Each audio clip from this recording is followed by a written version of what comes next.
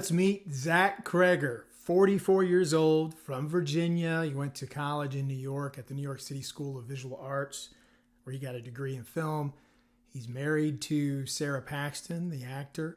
Started an improv group in high school, and they were so well known and popular that they stuck together. And then in early college years, they won huge awards for their improv. In fact, they won the 2006 Aspen Comedy Arts Festival for Best Sketch Comedy Group. There were several people in the group, but Zach and his very good friend Trevor Moore were two of the main players. The name of that sketch group was the Whitest Kids U Know.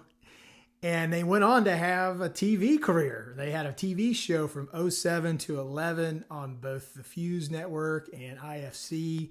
So maybe you saw some of their sketches. And this started landing Zach some acting gigs. He first appeared on TV in the series Homicide, Life on the Streets. He also appeared on Friends with Benefits in 2011, Guys with Kids in 2012. And he was on the TV series Wrecked for several years. But his first writing and directing credits are for the movie Miss March in 2009. He co-wrote that, co-directed it. It's a raunchy sex comedy from that same sketch group. And it had horrible reviews, less than 3% on Rotten Tomatoes. He followed that up in 2011 with The Civil War on Drugs, which is exactly what it sounds like, with this sort of absurd comedy about a bunch of young kids who think that the Civil War is being fought to legalize weed. It's like a period piece. Also didn't do well with critics.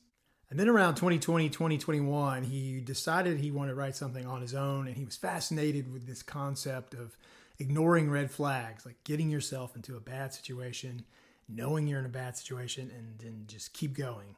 And keep going, and then you have to try to get yourself out. He had no outline. This is how he writes. He has an idea, and he just sort of puts scenes together. This happens, which causes this to happen, and then he sees if he can get out of it. This is his style. And this script is what would eventually become Barbarian, the 2022 hit. Cregger sent it to his agent, then they got it to a junior executive over at Vertigo. That's Roy Lee's company, big time. But once Lee was involved and it went around town, everybody wanted to be a part of it. So it kept getting a little more budget. Ended up having $4.5 million, and that was enough money to get some pretty decent actors. Bill Skarsgård, for one. That was a huge success. It made $45 million at the box office. And then since leaving the box office, it's become even more popular. It's one of these horror word-of-mouth movies. Like, have you seen Barbarian? In fact, when you go to generals around town, at least for a while, that's what everybody wanted to know. Do you have the next Barbarian? Have anything like Barbarian? So very popular. So you can imagine everyone was like on pins and needles waiting for the next project. What's he going to do? What can we make with Zach Cregger? And there were a couple of things that almost happened. For one, and we explored this weeks ago when we broke down the screenplay for Companion by Drew Hancock. He and Drew are friends. And the original hookup here was that Cregger was going to direct Drew's script for Companion.